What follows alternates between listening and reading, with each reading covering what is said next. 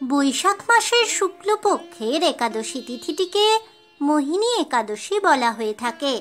হিন্দু ধর্মাবলম্বীদের কাছে এই দিনটি অত্যন্ত শুভ।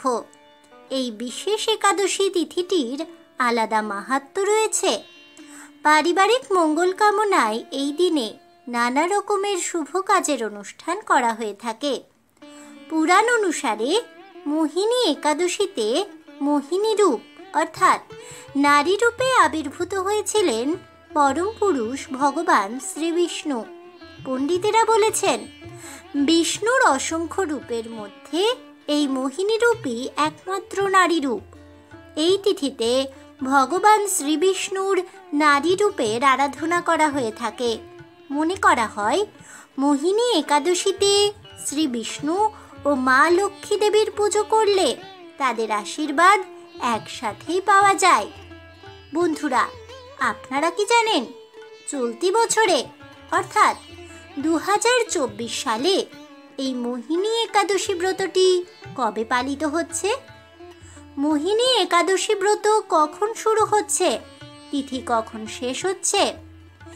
এদিনের আসল কাজ কি, এদিনে কি কি করা উচিত এবং ভগবান শ্রীবিষ্ণু কেন নারী রূপ মোহিনী রূপ ধারণ করেছিলেন তা জানেন কি?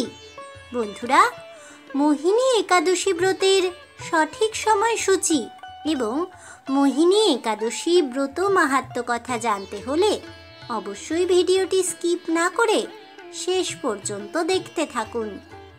নমস্কার বন্ধুরা, অজানার পথের নতুন পর্বে আপনাদের সকলকে স্বাগত জানাই। বৈশাখ মাসের শুক্লপক্ষের একাদশী তিথিকে বলা হয় মোহিনী একাদশী। মোহিনী শব্দের অর্থ হল যা মানুষকে জড় জগতের প্রতি মোহমায়ায় আবদ্ধ করে তোলে। জড় জগতের প্রতি এই মিথ্যা মোহমায়া থেকে পরিত্রাণ পেতেই ভগবান শ্রীবিষ্ণু মানুষকে মোহিনী একাদশী ব্রত পালন করার কথা বলেছেন। এই মোহিনী একাদশী ব্রত করার প্রভাবে মানুষের সকল প্রকার পাপ ক্ষয় হয়, দুঃখ দুর্দশার বিনাশ হয় ও মিথ্যে মোহমায়া জাল ছিন্ন হয়। বৈষ্ণবগণ এই সকল পাপ ক্ষয়কারী ও সকল দুঃখ বিনাশী এই একাদশী ব্রত পালন করে চিন্ময় ধামের প্রতি চিত্তকে প্রসারিত করেন। বলা হয়, ত্রিলোকে মোহিনী একাদশী ব্রতের সমান আর শ্রেষ্ঠ কোনো ব্রত নেই। যজ্ঞানুষ্ঠান আয়োজন, তীর্থস্থান দর্শন, নিঃস্বার্থভাবে দান করা ইত্যাদি করলে যে পুণ্য ফল অর্জন করা যায়, বলা হয় মোহিনী একাদশী ব্রত পালনের ফলে তার অধিক পুণ্য ফল অর্জন হয়। এছাড়াও এই মোহিনী একাদশীর ব্রত কথা শ্রবণ করলে এবং এর মাহাত্ম্য কীর্তন করলে সহস্র পরিমাণ গাভী দান করার ফল লাভ হয়ে থাকে। মোহিনী একাদশীর দিন ভগবান শ্রীবিষ্ণুর মোহিনী রূপের আরাধনা করা হয়ে থাকে। ভগবান শ্রীবিষ্ণু অসুরদের হাত থেকে অমৃতকে রক্ষা করতে সমুদ্র মন্থন করার পরে এই মোহিনী রূপটি ধারণ করেন। মোহিনী একাদশীর ব্রত উপবাস পালন করলে, শ্রী বিষ্ণুর আরাধনা করলে বহু যজ্ঞ করার পুণ্যফল লাভ হয়। অজান্তে করা সমস্ত পাপের প্রায়শ্চিত্তের জন্যেও এই একাদশী তিথিটি অত্যন্ত গুরুত্বপূর্ণ। মোহিনী একাদশীর তাৎপর্য।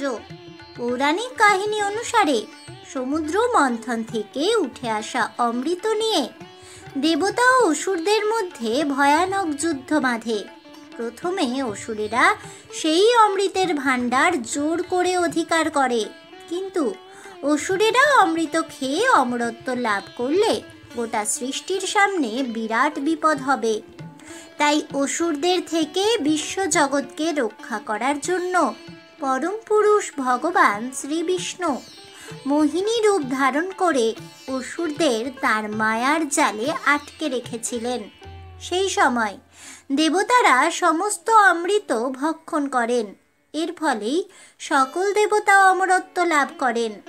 মনে করা হয় যেদিন শ্রী বিষ্ণু মোহিনী রূপ ধারণ করেছিলেন সেই দিনটা ছিল বৈশাখ মাসের শুক্লপক্ষের একাদশী তিথি। তাই এই দিনটি মোহিনী একাদশী নামে পরিচিত। বিশ্বাস করা হয় মোহিনী একাদশীর ব্রত পালন করলে সৌভাগ্য বৃদ্ধি পায়, অসীম সৌন্দর্য এবং তীক্ষ্ণ বুদ্ধি প্রাপ্ত হওয়া যায়। বশিষ্ঠ মুনি এই একাদশী ব্রতের কথা ভগবান শ্রীরামচন্দ্রকে বলেছিলেন। আবার শ্রীকৃষ্ণ এই ব্রতের গুরুত্বের কথা যুধিষ্ঠিরকে বলেছিলেন। সারা বছরের 24টি একাদশীর মধ্যে অত্যন্ত গুরুত্বপূর্ণ এই মোহিনী একাদশী ব্রত।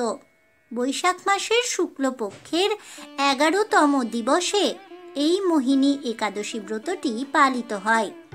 ভগবান শ্রীবিষ্ণু এই একাদশী তিথিতে মোহিনী বেশে প্রতিভাত হয়েছিলেন, তাই এই একাদশীর এরকম নামকরণ। সুখ সমৃদ্ধির জন্য মানুষ এই একাদশীতে শ্রীবিষ্ণুর আরাধনা করেন। এই একাদশী ব্রত পালন করে যুধিষ্ঠির লাভ করেছিলেন অতুল ঐশ্বর্য। সমুদ্র মন্থন শেষে ক্ষীরসাগর থেকে অমৃতের কলস হাতে উঠে এসেছেন ধন্বন্তরী, কিন্তু অসুরেরা ছিনিয়ে নিয়েছে সেই কলস। অমৃতের প্রকৃত অধিকার কার? সেই দ্বন্দ্বে মত্ত দেবাসুর। সেদিন ছিল বৈশাখ মাসের শুক্লপক্ষের একাদশ। অমৃত দ্বন্দ্ব ঘোচাতে শ্রী বিষ্ণুই পরপারে আবির্ভূত হলেন এক অপরূপা নারী রূপে। মোহিনী একাদশী ব্রতের 2 প্রকার প্রকারভেদ আছে। একটি মুখ্য মোহিনী একাদশী বা মোহিনী একাদশী এবং অন্যটি গৌণ মোহিনী একাদশী। মোহিনীর অসামান্য রূপে মুগ্ধ হয়েছিলেন শিব। কথিত আছে দেবাদিদেবও তাঁর কামনা সংযত করতে পারেননি, তিনি বলপূর্বক সম্ভোগ করেছিলেন মোহিনীকে। সেই ঘটনা স্মরণে রেখে মোহিনী একাদশী ব্রতের পরের দিনেও সন্ন্যাসীরা বিশেষ করে পালন করেন গৌণ মোহিনী একাদশী ব্রত। এই ব্রতের দিন সকালে তিল এবং কুশ নিয়ে স্নান সেরে শুদ্ধ বস্ত্রে ব্রত পালনের সংকল্প নিতে হয়। বিষ্ণুমূর্তি বা শ্রীকৃষ্ণের ছবির সামনে প্রদীপ জেলে তুলসী ফুল, চন্দন, তিল, ফল অর্পণ করতে হয়। সারাদিন শ্রী বিষ্ণুর নাম গান সংকীর্তন করতে হয় বা শুনতে হয়। পরের দিনে পারণের সময় ব্রাহ্মণকে দান করে ব্রত এবং উপবাস ভঙ্গ করতে হয়। এই ব্রতের সঙ্গে যুক্ত রয়েছে আরও এক গল্প। অতীতে সরস্বতী নদীর তীরে ভদ্রাবতী অঞ্চলে ধনপাল নামে এক বড় ব্যবসায়ী ছিলেন। তিনি খুবই মহৎ ছিলেন, দান ধ্যান করতেন সর্বদা। তার 5 ছেলে ছিল, কিন্তু জ্যেষ্ঠ সন্তানটি যথেষ্ট ভদ্র ছিল না। এই ছেলে বড় হয়ে কি করবে, এই নিয়ে তার দুশ্চিন্তা ছিল।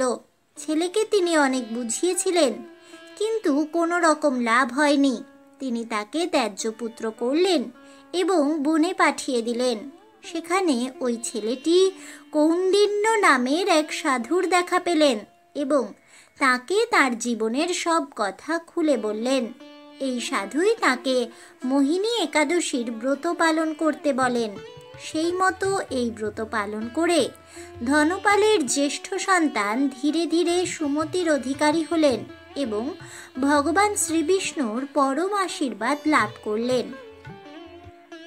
বন্ধুরা, এবার চলুন জেনে নেওয়া যাক 2024 সালে আগত মোহিনী একাদশী ব্রতের সঠিক সময়সূচি সম্পর্কে। এই সময়সূচিটি আমরা জেনে নেব ভারতীয় সময় অনুযায়ী। 2024 সালে মোহিনী একাদশী ব্রতটি আরম্ভ হবে আগামী 4 জ্যৈষ্ঠ 1431 18 মে 2024 শনিবারে। সময় দিবা 11:23 থেকে। মোহিনী একাদশী ব্রতটি শেষ হবে আগামী 5 জ্যৈষ্ঠ 1431 19 মে 2024 রবিবারে। সময় দুপুর 1:24 পর্যন্ত। মোহিনী একাদশী ব্রতের উপবাস পালন করা হবে আগামী 5ই জ্যৈষ্ঠ 1431 19শে মে 2024 রবিবারে। মোহিনী একাদশী ব্রতের পারণ সম্পন্ন করার সময়সূচি হল আগামী 6ই জ্যৈষ্ঠ 1431 20শে মে 2024 সোমবারে। সময় সকাল 9:22 মধ্যে। আজ এ পর্যন্তই। জয় পরম পুরুষ ভগবান শ্রী বিষ্ণুর জয় হোক। জয় হোক ভগবান শ্রী হরির। জয় মোহিনী একাদশী ব্রতের জয় হোক। জয় হোক সমস্ত হরি ভক্তগণের। হরে কৃষ্ণ কৃষ্ণ কৃষ্ণ হরে হরে, হরে রাম রাম রাম হরে হরে, রাধে রাধে। এই বলে আমার আজকের ভিডিওটি আমি এখানেই শেষ করছি। তাহলে বন্ধুরা, 2024 সালে মোহিনী একাদশী ব্রতের সঠিক সময়সূচি এবং মোহিনী একাদশী ব্রত কী এবং কেন পালন করা উচিত সেই সমস্ত তথ্য জানতে পেরে আপনাদের কেমন লাগলো অবশ্যই আমাকে কমেন্টে জানাবেন। ভিডিওটি ভালো লেগে থাকলে লাইক শেয়ার করতে ভুলবেন না। আমার চ্যানেলের নতুন বন্ধু হয়ে থাকলে চ্যানেলটিকে সাবস্ক্রাইব করে দেবেন। পাশে থাকা বেল বাটনটি প্রেস করে রাখবেন নতুন ভিডিওর নোটিফিকেশন পাওয়ার জন্য। দেখা হচ্ছে পরের ভিডিওতে। তাই সকলে ভালো থাকুন, সুস্থ থাকুন আর অবশ্যই সঙ্গে থাকুন আর দেখতে থাকুন অজানার পথে।